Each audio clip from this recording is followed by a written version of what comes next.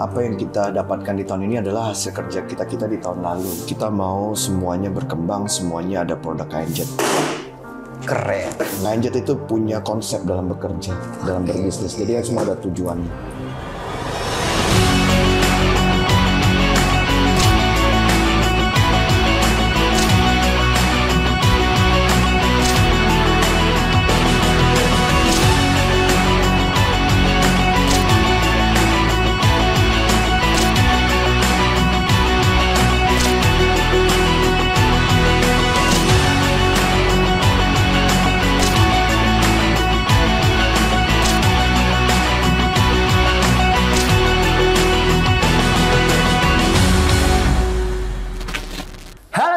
Balik lagi nih di channelnya KNZ Ozawa Park. Kita akan mengulik produk KNZ dan Ozawa. Untuk pembahasannya kita ada orang nomor 1 di KNZ, yaitu Pak Darwin Wijaya.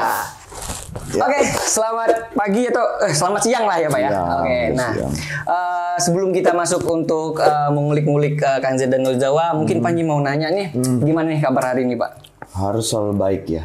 Baik ya. Harus selalu baik tiap hari. Berarti aktivitas sibuk itu nggak Pak? Ya pastinya harus sibuk. Kalau nggak sibuk bahaya ya. Iya benar-benar. Selain kita mengulik KNZ dan Ozawa, ya untuk nanya juga nih dari sobat-sobat KNZ yang ada di kolom komentar gitu kan. Nanti bisa sampaikan ke Bapak gini bisa, kan. Bisa. Saya jawab semampu saya ya.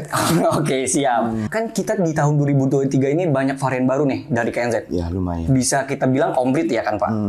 Nah ini Bapak lihat peluangnya itu emang dari pasarnya atau dari hal lain Pak?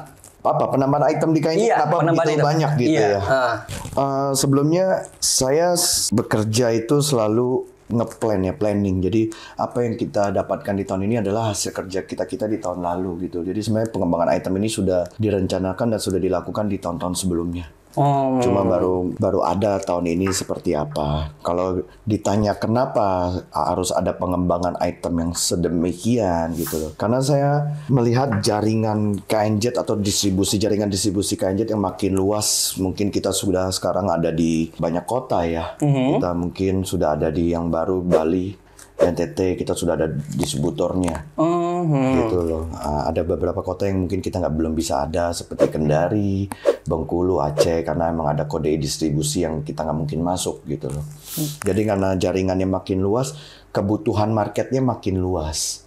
Kebutuhan marketnya tuh makin banyak. Jadi di item-item tertentu mungkin dengan kualitas yang seperti ini, mungkin di Sumatera oke. Tapi mungkin di Pulau Kalimantan, Kaltara atau Kalteng-Kalsel itu mungkin tidak cukup keadaan produk ini untuk di sana. Dari segi item mungkin misalnya kayak kita bicara ring piston, mungkin di kota-kota lain nggak laku. Lakunya adalah piston kit, ring seher sama ringnya. Ini belum ada. Nah, tapi ring piston ini di Sumatera itu besar. Jadi karena saya melihat market yang begitu, jaringan distribusi KNZ makin luas dan kebutuhan marketnya makin beragam, makanya kita mengadakan item-item baru ini. Kita juga melihat sekarang produk itu dilihat kompeten atau tidaknya itu salah satunya adalah di keberagaman item dia. Kesiapan dia di item tertentu, penambahan dia, pengembangan dia. Nah, terus kan tadi Bapak ada bilang kayak banyaknya luas jaringan untuk produk-produk KNZ ini di pulau Indonesia gitu kan. Pak penasaran nih Pak, ada nggak sih pulau mana yang mungkin jadi pusat dari KNZ untuk menyebar produk-produk KNZ di pulau mana aja Pak gitu Pak? Tidak ada, kita semua pemerataan. Jadi kita mau semuanya berkembang, semuanya ada produk KNZ. Cuma kembali lagi karena kita distributor yang mau berjalan di KNZ, mungkin mereka hanya melihat ini opportunities, keuntungan lebih gitu loh. Jalan KNZ ada item yang di merek saya KNZ ada, dia tidak ada gitu loh. Nah pelan-pelan baru kita lakukan marketing lebih dalam lagi bahwa KNZ lebih siap, KNZ lebih kompeten, sehingga lama-lama distributornya akan fokus. Nah, jadi sehingga pemerataan kekuatannya itu kita maunya satu Indonesia sama. Jadi kita nggak mau ada satu terfokus di satu orang atau satu distributor yang kita support karena dia mau di dalam KNZ besar-besaran, enggak. Karena semuanya ya kita melihat ada market KNZ di sana gitu loh. Jadi distributor besar ini yang kita jalin kerjasama, mungkin hari ini yang tadi saya bilang hari ini mereka hanya melihat KNZ punya sisi keuntungan lebih, punya item yang tidak dimiliki oleh merek yang dipegang. Sehingga dia coba-coba dan ternyata kualitasnya oke. Akhirnya cara kerja KNZ jelas. Akhirnya mereka fokus ke KNZ. Ya, kurang lebih seperti itu. Jadi kalau kita tanya adakah yang lebih kuat distributor KNZ untuk hari ini, ya kita maunya sama rata semuanya. Paham. Oke Pak, pertanyaan selanjutnya ini mungkin menarik banget ya, dikarenakan KNZ juga banyak mengeluarkan item terbaru nih, varian lah, seperti kita sebut tombol starter, tombol dinner, tombol klakson, terus ada juga spakbor, apalagi sekarang udah ada speedometer gitu. Nah, KNZ ini bakal fokus nggak akan mengeluarkan produk-produk luar seperti body? Sebenarnya saya sih melihatnya ini kebutuhan market aja ya. Kebutuhan market yang pertama. Yang kedua adalah produk ini bau duit apa enggak. Jadi lebih ke sana sih sebenarnya sih. Enggak lah, just joke. Jadi kebutuhan market aja saya melihatnya. Tetapi waktu di awal pengembangan, apakah tombol-tombol ini sudah ada di dalam plan pengembangan? Ada. Tapi waktu itu kita belum siap untuk mengembangkan tombol ini di dalam plan pengembangan item baru di KNZ Ozawa gitu loh. Karena waktu itu KNZ saya merasa belum siap.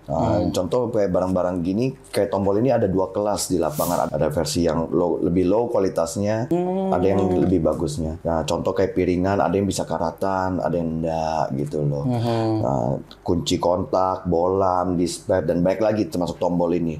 Tetapi di tombol ini kelihatannya lebih riskan dan KNZ waktu itu belum siap. Kenapa? Karena tombol ini kan barang murah ya, value-nya murah gitu, nilai uangnya murah. Kalau kayak piringan mungkin puluhan ribu.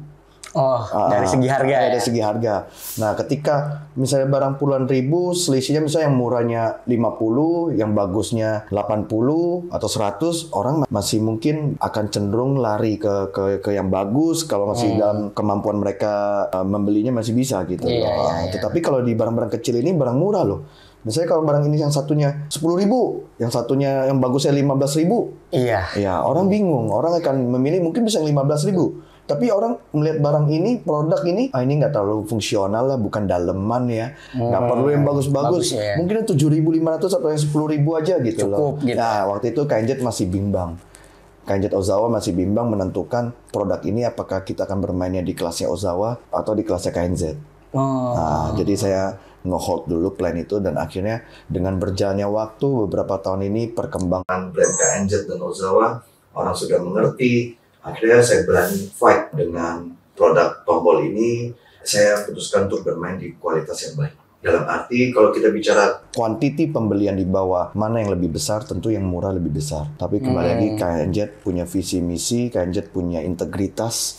Jadi kita mau kasih sesuatu yang lebih baik lah. Dan KNZ ini bukan brand yang bisa bermain hanya karena profit. Contoh mungkin untuk di tombol-tombol atau khususnya tombol ya. Mungkin kita baru merek pertama yang melakukan packaging seperti ini. Dengan packaging yang lebih baik seperti ini, bengkel-bengkel akan lebih senang beli. Ya, punya market yang berbeda dan itu untuk market toko atau spare part atau bengkelnya. Tetapi kalau kita bicara untuk ke retailnya, tentu kan target market kita bukan hanya toko dan yang ngejual produk spare part, tapi kan juga ada pemakai gitu loh. Supaya mereka yakin bahwa KNZ ini ya produk yang bisa diandalkan gitu loh. Jadi kita bermain di kualitas yang bagus. Jadi kurang lebih seperti itu. Tapi konsepnya emang mau packagingnya emang seperti ini Pak? Ini ide saya. Ini ide saya dan saya minta pabrik cari. Itu tujuannya Pak? Kalau boleh tahu? Nilai jual. Nilai jual terhadap distributor dan nilai jual terhadap si bengkel. Bengkel juga dia beli barang ini, selain dia dapat keyakinan pede nih jual kualitasnya KNZ, motornya customer dia nggak balik-balik, mungkin bisa dibuat taruh jualan di toko-toko dia. Ya kalau misalnya kelebihan nanti bisa buat di rumah, buat taruh apa. Dan ini bukan kualitas yang jelek ya. Keren. Ya, jadi ini kualitas bisa dibanting kita. Jadi mungkin kita punya perspektif bahwa produk China itu jelek. Enggak. China itu, produk China sudah berkembang sangat jauh. Kayak dulu kita bicara kelistrikan, itu spare part motor rata-rata dari negara Taiwan. Ya. Sekarang kamu lihat yang di tempat makanan itu, kalau misalnya kita online pesan makanan yang kotak-kotak itu tipis. Enggak, ini kuat punya ini. Gitu loh. Dan ini costly. Ini sehingga cuma kita yakin dengan cara seperti ini kita memberikan sesuatu yang lebih baik, market akan lebih yakin dengan kita. Berarti ada manfaatnya lah. Ada. Semua yang dilakukan di dalam KNZ ada tujuan dan manfaat. Nggak just business, just konvensional. Bukan cuma untuk bikin doang Pak ya. Bukan gitu. cuma kita bikin dari Cina terus kita jual. Kita ada untung, enggak. KNZ itu punya konsep dalam bekerja, dalam berbisnis. Jadi semua ada tujuannya. KNZ yang ada hari ini, yang ada sekarang, itu sudah terjadi peningkatan kualitas. Berarti kan kualitas pabrik dari Cina ke Thailand sama yang dari Cina ke kita berarti sama dong Pak? KNZ Ozawa ini satu-satunya brand yang berani impor speedometer. Merek lain nggak ada. Saya harus menampilkan sesuatu yang berbeda. Seperti motor KNZ beda gitu. Oh iya.